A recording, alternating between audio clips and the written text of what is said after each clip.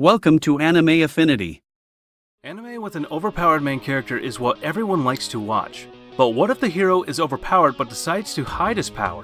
This kind of topic makes us more curious to watch the anime. We're going to take a look at the top 10 anime where the overpowered main character hides his power at school.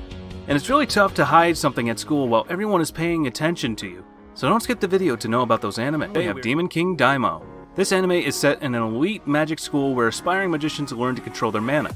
One day, a transfer student named Akuto Sai arrives. New students are required to go through an analysis by the artificial spirit, which predicts future occupations with 100% accuracy. Surprisingly though, the artificial spirit predicts Akuto will become the next Demon King. Once dreamed of becoming the High Priest, Akuto must spend his school life with the burden of becoming the ultimate evil while his true powers awaken, going through one misunderstanding after another. I actually found the original setting to be very intriguing. My impression after the first two episodes were, it's good enough that it didn't even have to be ecchi, and the setting itself had the fantasy, opportunity for interesting story development, and possible obstacles all built in. It even had a super cool background where Akuto's self-introduction sounded like the real Demon King that appeared 100 years ago. I was really enjoying it, though there is one problem. Everything felt too rushed and the ending's logic was a little disappointing, but overall it was a good show. At number 9 we have Codebreaker. This anime starts off with a girl named Sakura Koji, who one day sees what appears to be a boy murdering people with blue fire. The next day, after not finding any evidence to suggest that what she saw was real, she finds out that her school has a new transfer student, and, surprise surprise, it's the boy she saw wielding the blue fire. He has the power of burning people with his flame and, without hesitation, kills people. They're either evil or criminals, and he does it as if he's lighting a cigarette, but he is still a very cool and likable character.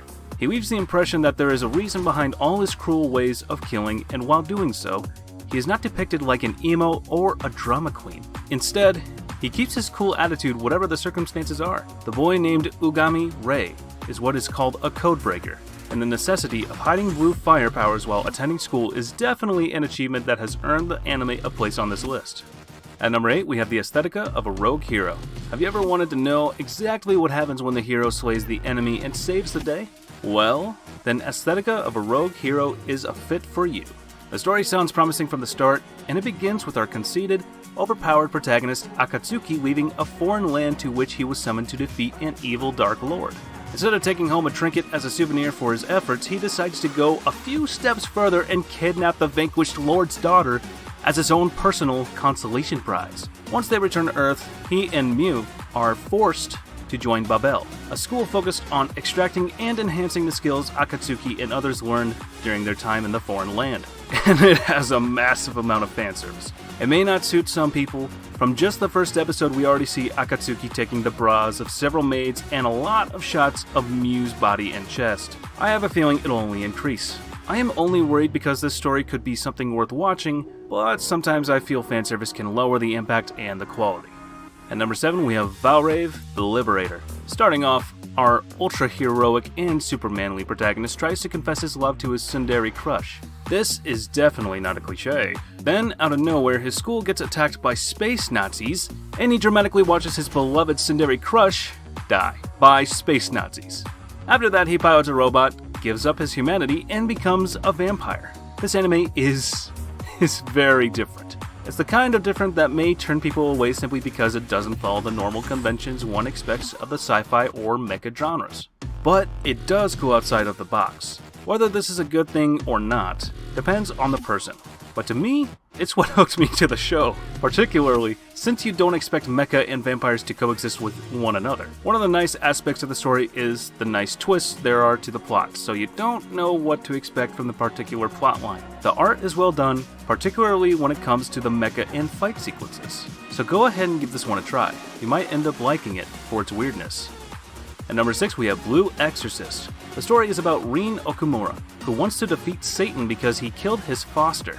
Despite Rin being the son of Satan himself, He heads off to the Exorcist school with his brother and gains like-minded allies who will inevitably befriend and aid him on his resolution to fight Satan. But in between all of that, there are school-filled days of ring training, developing, and learning what it takes to become an exorcist, and some seemingly filler moments too, and a few other things that expand the world of the series, like familiars, ranks of exorcist, and different abilities among the other exorcists. All in all, I don't know, Exorcist does a decent job. The show itself takes a darker and stranger turn, which was, to me, expected in a way, yet also unexpected. I don't know quite how to explain it, but I can't find what it is I liked about the show. But I did enjoy it very much as it was on screen. Other parts were much less enjoyable, but I still had a fun time watching this as a whole.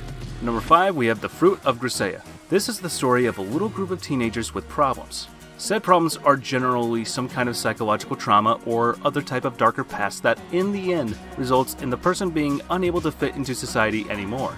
Introducing Miyahama Academy, a specially funded high school dedicated solely in order to educate students that find themselves unable to go to any normal schools any longer. And, as a result, they're all a bunch of crazy people. So let's watch the overpowered main character Yuji as he tries to live a normal life and be quite secretive.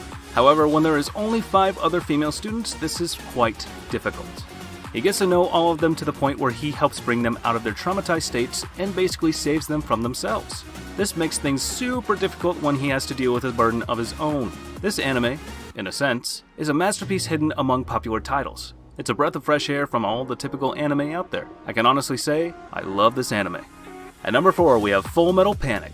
You know, it's hard enough to hide something at your school, but in this anime, it's even harder to hide a secret when you're an overpowered main character and not even a student there. This is similar to the situation Sosuke Sagura finds himself in, when he goes undercover as a student to protect a girl by the name of Kaname Chidori, who has an amazing ability to create powerful machinery and devices. The reason he is protecting her is to make sure that she doesn't fall into enemy hands. This mission is made so much more difficult because Sosuke didn't have a normal upbringing, and was, instead, raised in the more hostile environment of a battlefield. A school anime story filled with action and comedy where our overpowered main character who tries to hide his power and uses it when necessary are very entertaining. This is a really good anime filled full of action-packed sequences that will keep you on the edge of your seat.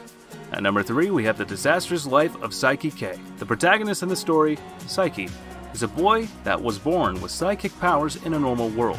He can read minds, he can teleport from one place to another, he can restore things, people included, to their previous state in the past, and these 3 are just a few examples of all that he can do. Saiki is so powerful that, if he wanted to, he could single-handedly take control of the Earth in a few days.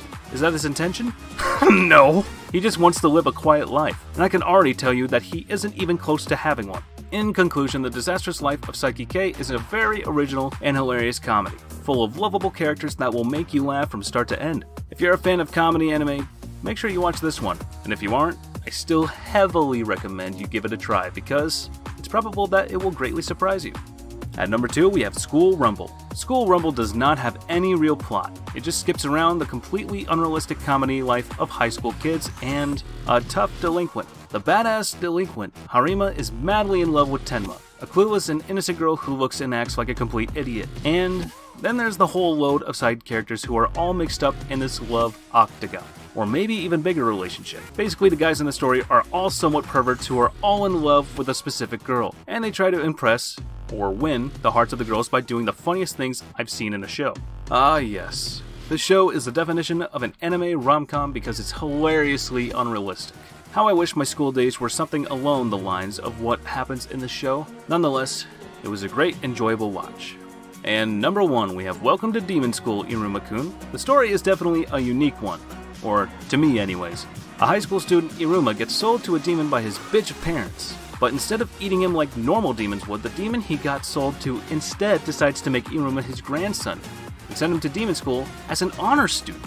The only problem is that not every demon is as nice as his granddad, meaning that he has to keep him being a human a secret or risk getting eaten. This makes for a lot of funny moments as he is trying to cover up his secret, all while trying to have fun at his new school. This anime is a must-watch for almost everyone. If you like comedy mixed with demons and magic, definitely give this one a shot.